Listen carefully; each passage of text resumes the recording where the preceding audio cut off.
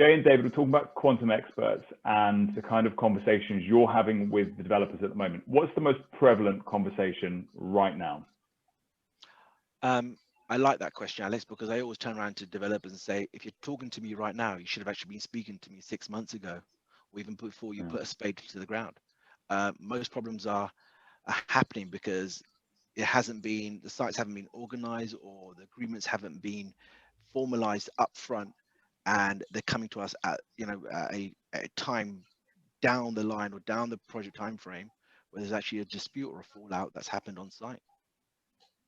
Okay. Yeah, so more often than not, it's we get reactive instructions, whereas what we ought to have had is a proactive instruction at the beginning, rather than, for example, starting on site under a vague letter of intent, which then goes into dispute. It would have been better to have taken the time out and instructed us ahead of time, ahead of starting on site, and have a robust contract in place covering all aspects of the project to then reduce the risk on all parties.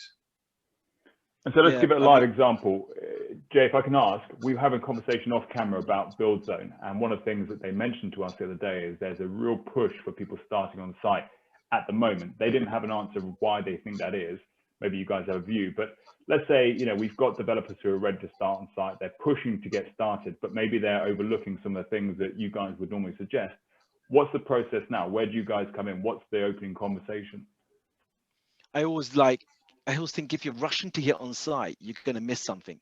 But there are mechanisms to start on site very early. And you don't necessarily have to have a full defined cost for the overall job. You can start, by appointing a small subcontractor to doing whatever they may have to do, demolition or so forth. But if you need to get on site quickly, just make sure you've got some decent advice behind you and you've done enough investigations off that site to try and mitigate any risk you might have. And what's the opening conversation with quantum experts? What is my opening brief? I know that I want to make sure I avoid these problems 6 months down the line. What's the opening conversation with quantum experts? It's a tough one. I think it's always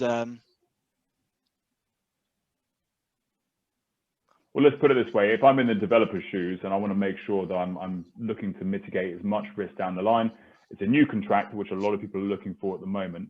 What would I be, what questions should I be asking quantum experts when I first pick up the phone?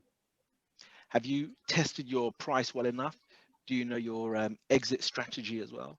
We're doing a project at the moment and our client still doesn't know the exit strategy, but that's okay for him. It's a 2-year project.